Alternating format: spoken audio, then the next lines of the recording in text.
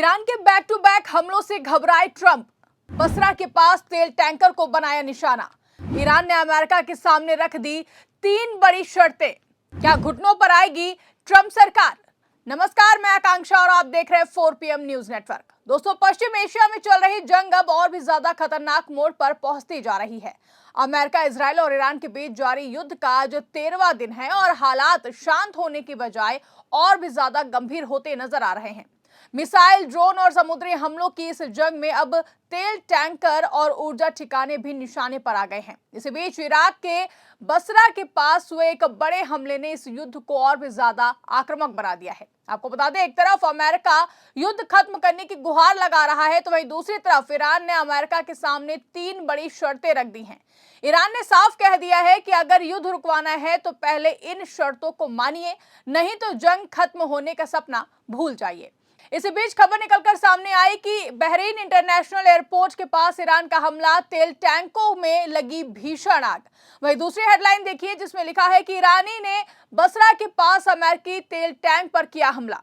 बसरा के पास समुद्र में अमेरिकी स्वामित्व वाले कच्चे तेल के टैंकर सेफ्टी विष्णु पर ईरान की कथित सुसाइड बोट से हमला किया गया है। यह जहाज मार्शल द्वीप समूह के झंडे के तहत चल रहा था और उस पर भारतीय चालक दल के सदस्य भी मौजूद थे। हमले में एक भारतीय नाविक की दुखद मौत हो गई है, जबकि बाकी 15 भारतीय क्रू मेंबर को सुरक्षित निकाल लिया गया है।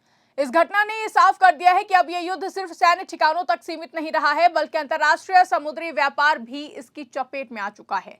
बगदाद स्थित भारतीय दूतावास ने इस हमले की पुष्टि करते हुए बताया है कि वो इराकी अधिकारियों और बचाए गए भारतीय नाविकों के साथ लगातार संपर्क में है। दूतावास की ओर से मेडिकल सहायता, सुरक्षित ठिकाने तक पहुंचाने और परिवारों से संपर्क कराने की व्यवस्था की जा रही है। वहीं मृत भारतीय नागरिक की पहचान अभी सार्वजनिक नहीं की गई है, लेकिन परिवार को सूचना देने की प्रक्रिया जारी है। दोस्तों, ये हमला ऐसे समय में हुआ है जब पूरे पश्चिम एशिया में सैन्य गतिविधियां तेजी से बढ़ रही हैं। इजराइल की सेना लेबनान की राजधानी बेरूत में हिजबुल्लाह के ठिकानों पर लगातार हमला कर रही है। वहीं दूसरी ओर ईरान भी इजराइल के उत्तरी इलाकों पर मिसाइल और ड्रोन से जवाबी हमला कर रहा है। इजरायली सेना के मुताबिक ईरान की ओर से मिसाइलों की एक नई बौछार के बाद उत्तरी इजराइल के कई शहरों में सायरन बजने लगे और लोगों को सुरक्षित जगहों पर जाने के निर्देश दिए गए हैं। साफ है कि इस युद्ध का असर अब सिर्फ युद्ध क्षेत्र तक सीमित नहीं है, बल्कि पूरी दुनिया की अर्थव्यवस्था पर दिखने लगा है। तेल और गैस की कीमतों में तेजी से बढ़ोतरी हो रही है और वैश्विक बाजारों में महंगाई का खतरा बढ़ गया है। खासतौर पर स्ट्रेट ऑफ होर्मुज में बढ़ते तनाव ने ऊर्जा आपूर्ति को लेकर चिंता और भी ज्यादा बढ़ा दी है, क्योंकि यही वो समुद्री रास्ता है जहां से दुनिया के करीब 20% तेल की सप्लाई गुजरती है।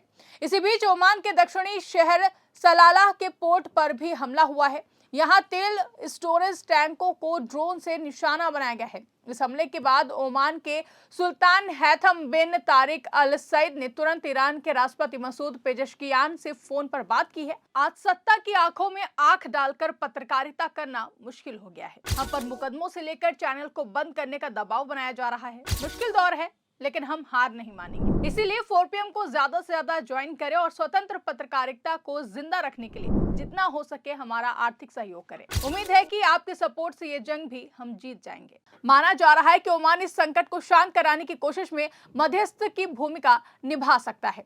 हालांकि इन हमलों और तनाव के बीच अमेरिका के राष्ट्रपति डोनाल्ड ट्रंप का बयान भी सामने आया है। ट्रंप ने कहा है कि स्ट्रेट ऑफ होर्मुज में हालात जल्द सामान्य हो जाएंगे और अंतर्राष्ट्रीय व्यापार पर ज्यादा असर नहीं पड़ेगा।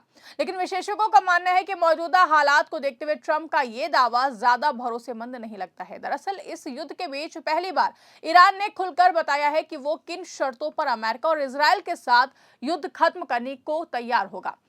ईरान के राष्ट्रपति मसूद पेजेश्कियान ने साफ शब्दों में कहा है कि युद्ध खत्म करने का सिर्फ एक रास्ता है और वो है ईरान के वैध अधिकारों को स्वीकार करना। ईरानी राष्ट्रपति ने 3 बड़ी शर्तें रखी हैं। पहली शर्त यह है कि ईरान के कानूनी और वैध अधिकारों को अंतर्राष्ट्रीय स्तर पर स्वीकार किया जाए। दूसरी शर्त यह है कि युद्ध के दौरान हुए नुकसान की भरपाई की जाए और तीसरी शर्त यह है कि भविष्य में ईरान पर किसी भी हमले के खिलाफ ठोस अंतर्राष्ट्रीय गारंटी दी जाए। आपको बता दें कि पेजेश्कियान ने यह बयान सोशल मीडिया प्लेटफॉर्म एक्स पर दिया है। उन्होंने लिखा है कि रूस और पाकिस्तान के नेताओं से बात करते हुए मैंने क्षेत्र में शांति के प्रति ईरान की प्रतिबद्धता को दोहराया है। ज़ायोनी शासन और अमेरिका द्वारा भड़काए गए इस युद्ध को समाप्त करने का एकमात्र तरीका ईरान के वैध अधिकारों को मान्यता देना, हर्जाना देना और भविष्य में होने वाले आक्रमणों के खिलाफ ठोस अंतर्राष्ट्रीय गारंटी देना है। दोस्तों, ईरान का यह बयान उस वक्त सामने आया है जब जंग दूसरे हफ्ते में प्रवेश कर चुकी है और किसी भी तरफ से पीछे हटने के संकेत नहीं मिल रहे हैं। तेहरान का कहना है कि वो शांति चाहता है, लेकिन इसके लिए जिम्मेदार देशों को जवाबदेह ठहराना जरूरी है।